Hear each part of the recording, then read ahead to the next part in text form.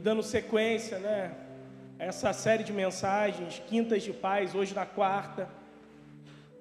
Hoje nós vamos, seguindo como referência, Isaías 9:6.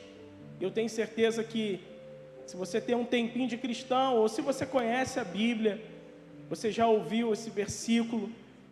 Porque o menino nos nasceu, um filho se nos deu, o governo está sobre os seus ombros, e o seu nome será, vamos declarar alto, maravilhoso, conselheiro, Deus forte, Pai da eternidade, príncipe da paz. Esse é o nosso Jesus, esse é o nosso Senhor. E nós vamos meditar um pouquinho sobre esse atributo que o nosso Deus tem. Ele é Deus forte. E quando a gente fala sobre força, e quando o pastor Cândido ele falou comigo na semana passada, imediatamente o Espírito Santo ele começou a falar ao meu coração sobre como que o conceito de força para o homem carnal é algo muito valioso, vamos dizer assim. Porque o homem carnal, ele precisa ter força do próprio braço. Mas o grande segredo do reino de Deus é que, quando nós estamos fracos, Deus age por meio das nossas vidas.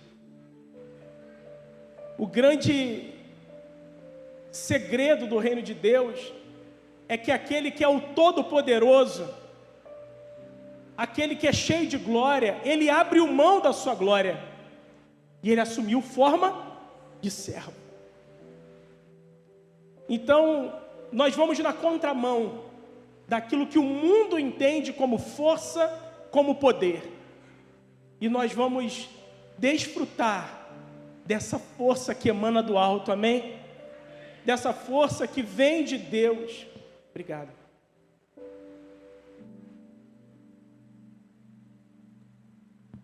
E o primeiro tópico que eu queria compartilhar com os irmãos é a convicção de que nós pertencemos ao governo de um Deus forte, que é a nossa força. Como nós vimos, o governo está sobre os seus ombros. Deus está no controle da história, Deus está no controle da criação, desde sempre. E nós precisamos crer que esse Deus que tem todo o poder, toda a força, Ele também está no controle das nossas vidas e de tudo aquilo que acontece conosco. Amém? Lá em Gênesis, Deus se revelou a Abraão com um termo que nós cantamos muito. O grande é o Shaddai. Ele se revela a Abraão dizendo: eu sou o Deus Todo-Poderoso. E quando nós percorremos a palavra de Deus, a história do povo de Israel, constantemente o povo de Israel ele foi levado, ele foi movido pelo Espírito de Deus a exaltar os feitos de Deus. Quando nós olhamos o livro de Salmos, que é bem posterior aos eventos, aos grandes feitos de Deus, por exemplo, no Êxodo, se você parar para contar a quantidade de salmos que exaltam Deus abrindo o mar vermelho, Deus tirando o seu povo com um braço forte do Egito, Deus fazendo o maná descer do céu, Deus se manifestando como nuvem, como coluna de fogo. Nós servimos a um Deus que nós devemos exaltar os seus feitos. E eu queria te fazer uma pergunta: Deus já fez coisas poderosas na sua vida? Amém? Na sua história, na história da sua família? Continue contando, continue exaltando, continue anunciando o que Deus já fez. Sabe por quê? Porque Ele fez, como o pastor orou, Ele é o Deus que era, o Deus que é e o que há de vir. Ele fez, Ele está fazendo e Ele continuará fazendo grandes coisas nas nossas vidas. Então, quando nós olhamos para a palavra de Deus, os salmos, eu gosto muito, gente, dos salmos. Eu acho que não tem uma pregação que eu não cite salmo, né? Os salmos, eles exaltam a força de Deus de uma forma poderosa. E eu queria te convidar a ler Salmo 28, versículo 7 e 8, em que o salmista vai dizer, está na versão NAA, Nova Almeida atualizada: o Senhor é a minha força e o meu escudo, nele o meu coração confia, nele fui socorrido, por isso meu coração exulta. Amém? Você foi socorrido, amém? Então o nosso coração tem que exultar em Deus. O Senhor nos socorre, e com o meu cântico o louvarei. O Senhor é a força do seu povo, o refúgio salvador do seu ungido. Então confiar, cantar, exaltar, tem que ser nossa postura diária. Deus espera isso do seu povo, que nós exaltemos os seus grandes feitos. E um segundo salmo que eu queria compartilhar com a igreja, Salmo 37, é muito conhecido. Lá no finalzinho, nos versículos 39 e 40. Gente, é tremendo. Mas a salvação dos justos vem do Senhor. Ele é a fortaleza deles em tempo de angústia. O Senhor os ajuda, os livra dos ímpios e salva, porque nele buscam refúgio.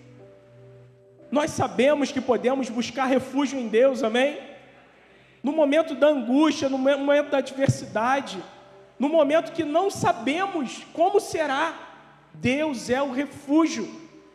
Ele é a resposta nos tempos de angústia. E o segundo ponto, nós servimos a um Deus forte. E aí, essa é uma questão que também vai na contramão do mundo. Quando a gente olha para o sistema caído desse mundo, para os sentimentos que o diabo gera no coração do homem, normalmente aqueles que são fortes no sistema do mundo, ele usa a sua força para manipular, para controlar, para se impor. Mas nós servimos a um Deus que é forte, é todo-poderoso, mas que Ele chega para aqueles que são seus e diz assim: seja forte, seja corajoso. E assim, essa força e essa coragem não vai vir da nossa capacidade, não vai vir de habilidades nossas. E eu queria te convidar a ler esse texto, que está lá em Josué 1, versículos 6 a 9.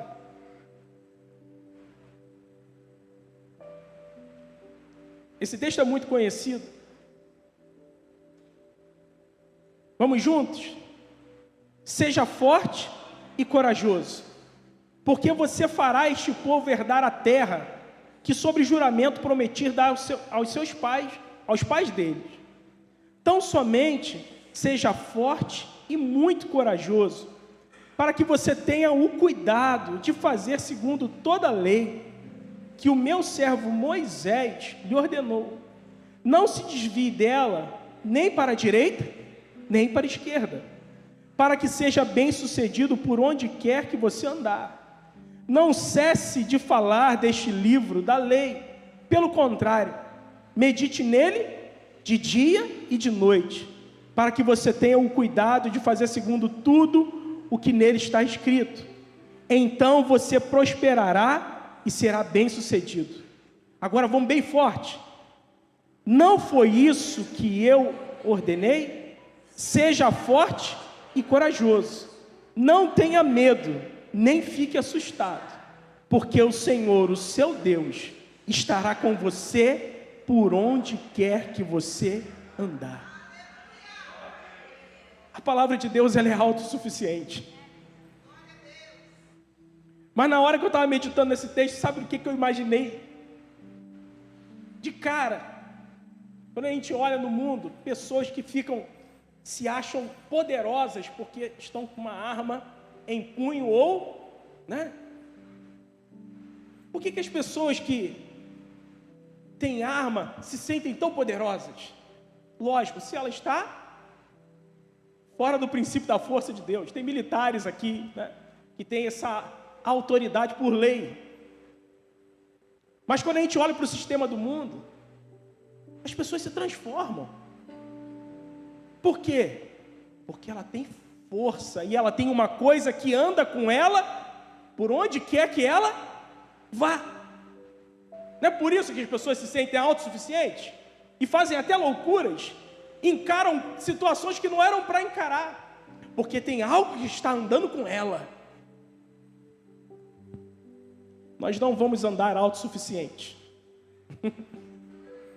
Nós não vamos andar nos achando, mas nós podemos ser fortes e corajosos, porque nós temos um Deus que anda conosco por onde quer que nós andemos. Um Deus que anda conosco. Deus está dizendo para você: olha só, seja forte e corajoso só por causa disso, porque eu estou com você aonde quer que você esteja. Esse é o motivo da nossa força, esse é o motivo da nossa coragem. Se tirar isso, não somos nada, somos pobres, cegos e nus. E aí eu lembro do pastor pregando Laodiceia, porque Laodiceia, ela foi chamada uma igreja que Deus desejava vomitar, porque ela não era nem quente nem frio, e porque ela era autossuficiente. Não era uma igreja que andava na dependência. Nós precisamos andar na dependência de Deus, amém? A nossa força e a nossa coragem vem do Senhor, e o Senhor anda conosco. Podemos andar em força, pois Deus está conosco. E Efésios 6, gente, isso é tremendo demais. Efésios 6, 10. A palavra de Deus diz, né, que nós estamos revestidos. Você pode exaltar ao Senhor por isso? Revestidos. São vestes espirituais. A palavra do Senhor é a nossa garantia. Olha que coisa tremenda. Quanto ao mais sejam fortalecidos no Senhor e na força do seu poder. Vistam-se com toda a armadura de Deus, para poderem ficar firmes contra as ciladas do diabo. Até aí, porque senão a gente vai se alongar muito. Nós sabemos que a nossa luta não é contra a carne ou sangue, nem contra principados, mas sim contra principados e potestades nas regiões celestiais. Revestidos. Então, quando saímos de casa, e essa é uma noção que nós temos que ter. Quem saiu para trabalhar hoje, amém? Você sabe quantos livramentos teve? Eu não sei, mas sei que Deus me guardou. Deus te guardou. Por isso hoje nós estamos aqui, nós podemos exaltá-lo, porque Ele é a nossa segurança, Ele é o nosso refúgio.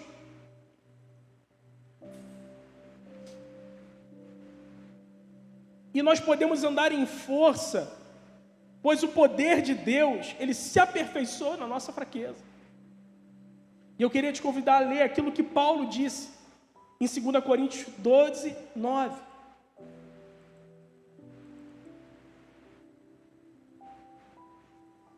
Mas ele me disse: minha graça é suficiente para você, pois o meu poder se aperfeiçoa na fraqueza.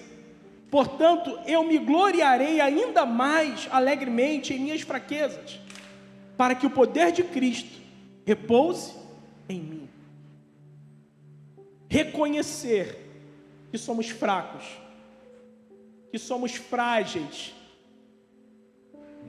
é o primeiro passo para desfrutarmos da força de Deus.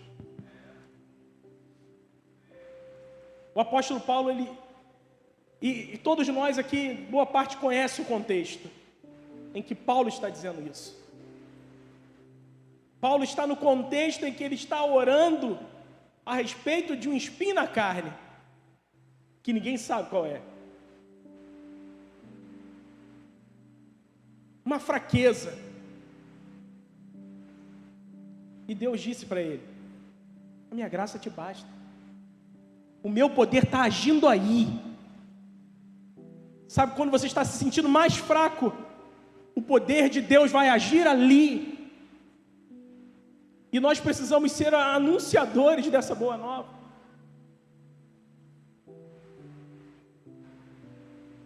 E eu queria te convidar a ler esse salmo. Esse salmo me marca muito. Nos vales, nas dificuldades, a graça de Deus é sustento. Salmos 84, 5 a 7. Vamos ler juntos? Vamos exaltar o Senhor. Bem-aventurado é aquele cuja força está em ti, em cujo coração se encontram os caminhos aplanados. Quando passa pelo vale árido, faz dele um manancial de bênçãos, o cobre a primeira chuva. Agora vamos adorar o Senhor com isso. Vão indo de força em força, cada um deles aparece diante de Deus em Sião. Gente, isso queima o meu coração, porque quando o salmista ele fala de força em força, sabe a força que você recebeu ontem? Amém? Ela é diferente da força que nós recebemos hoje, e ela vai ser diferente da força que nós vamos receber amanhã, e ela será diferente da força que depois de amanhã, porque a palavra de Deus diz que é de glória em glória, que Ele se revela, que Ele se manifesta na vida daquele que crê no Senhor. Isso não significa que os vales não virão, gente, né? Tem uma versão que fala o vale de Baca, né? Aqui fala um vale árido, sabe, um lugar seco, um lugar de escassez. Dias de secura, de escassez chegam na vida do ímpio, na vida do justo. Mas aquele que coloca confiança no Senhor, desfruta de um manancial nos dias de sequidão. Ele desfruta da provisão de Deus nesses dias.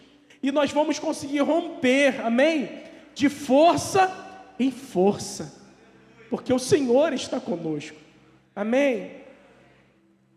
E o terceiro ponto, Jesus é o Deus forte que consumou nossa vitória na cruz do Calvário. E aí vem o ponto, que eu falei para o pastor, a única coisa que me veio no coração foi isso aqui. E aí, o pastor foi orientando.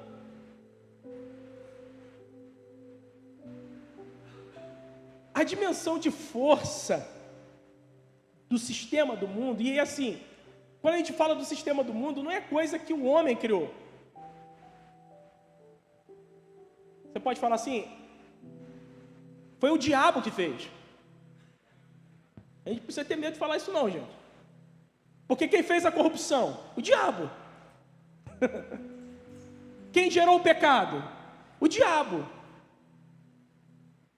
Quem gerou a mentira? Ele. Então, quando o diabo ele corrompe, quando Lúcifer se corrompe, Lúcifer desenvolveu um coração maligno que se afastou de Deus e ele construiu a sua própria versão de poder, de força, de autoridade. O texto que mostra isso, eu queria te convidar a ler só 2 versículos. Nós já lemos, esse versículo algumas vezes. Ezequiel 28, 15 e 16.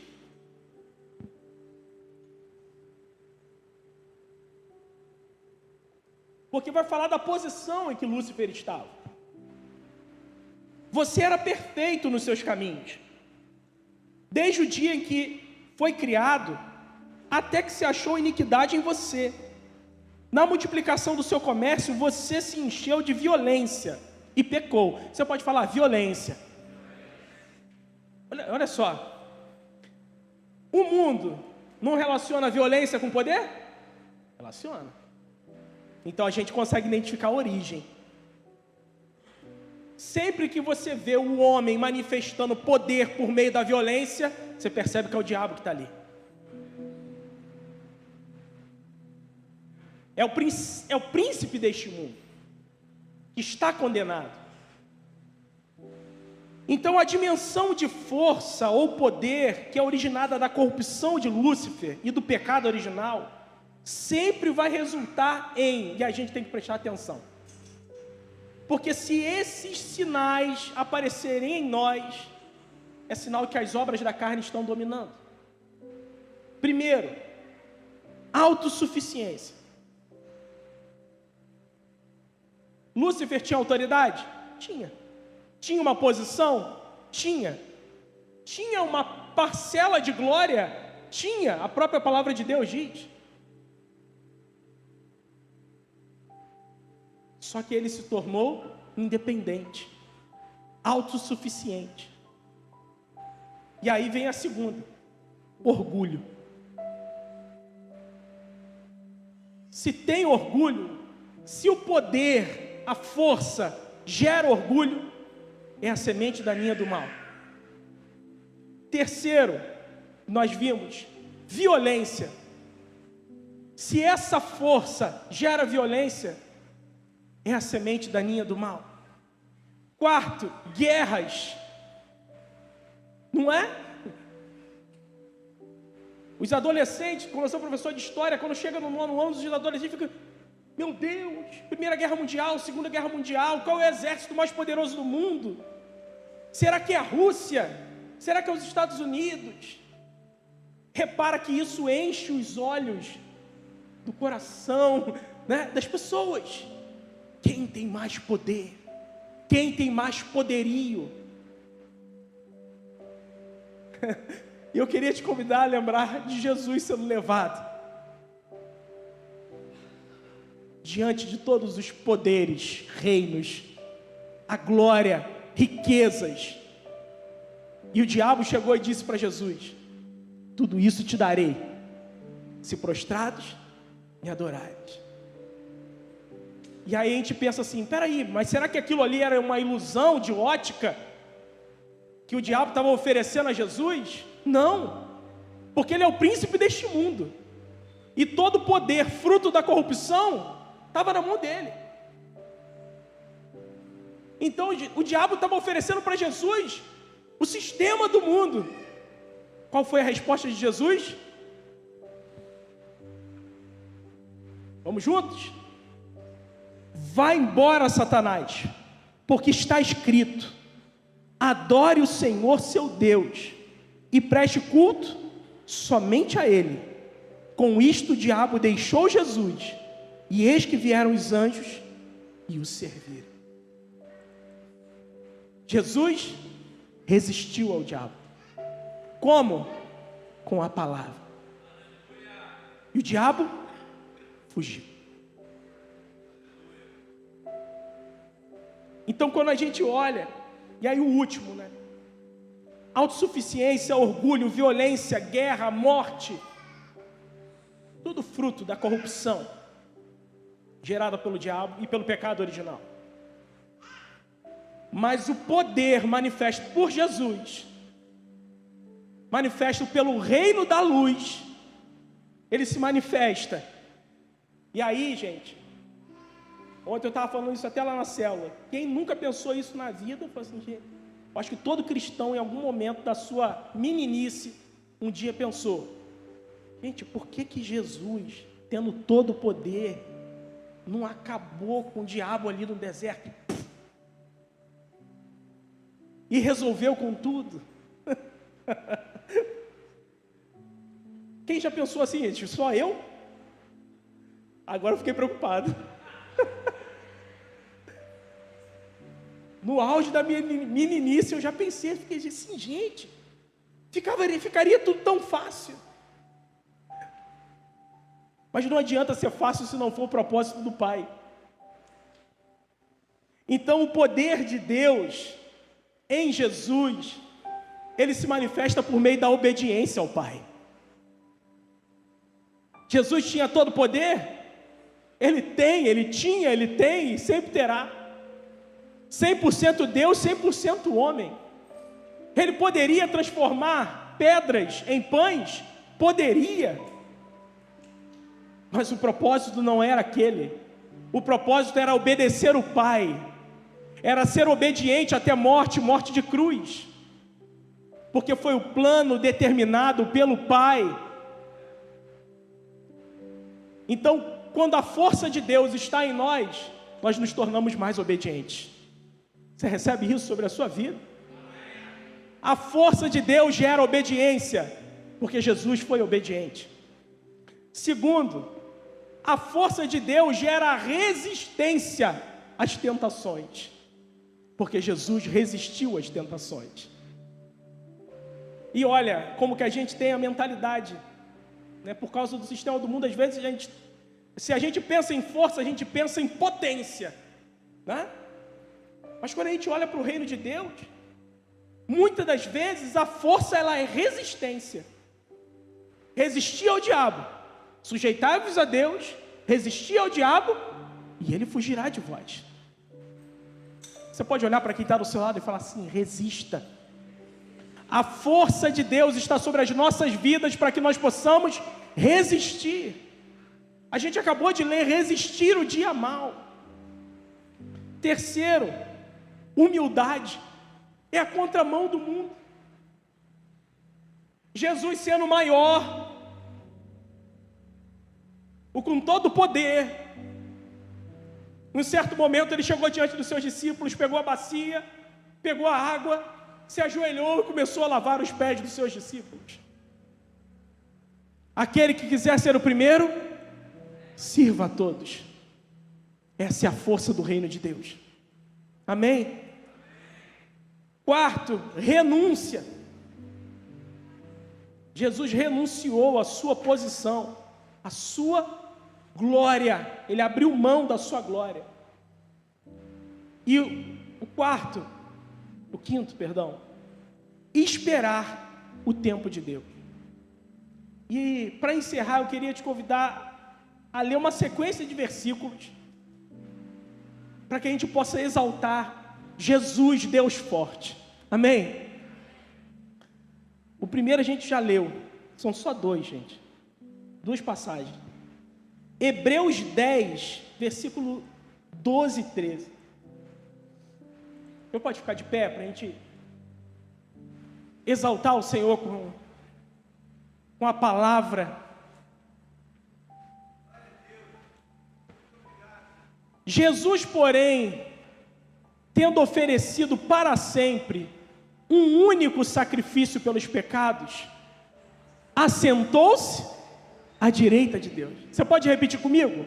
Assentou-se à direita de Deus. Jesus já declarou, está consumado. Amém? Jesus, diante dos seus discípulos, ele disse: todo poder me é dado no céu e na terra. Ele assentou-se diante de Deus.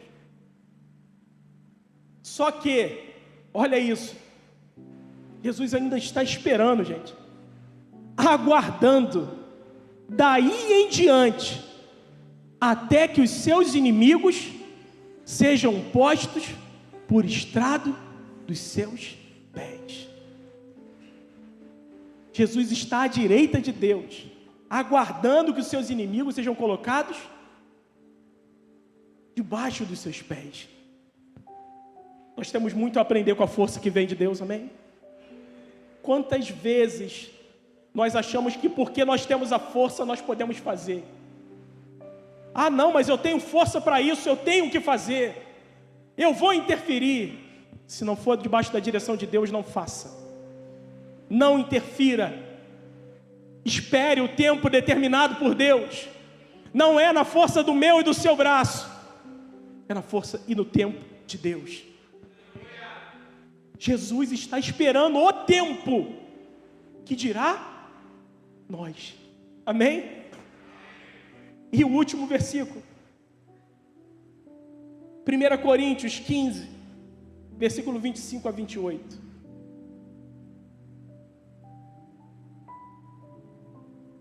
Vamos juntos? Porque é necessário que ele reine até que tenha posto todos os inimigos debaixo dos seus pés.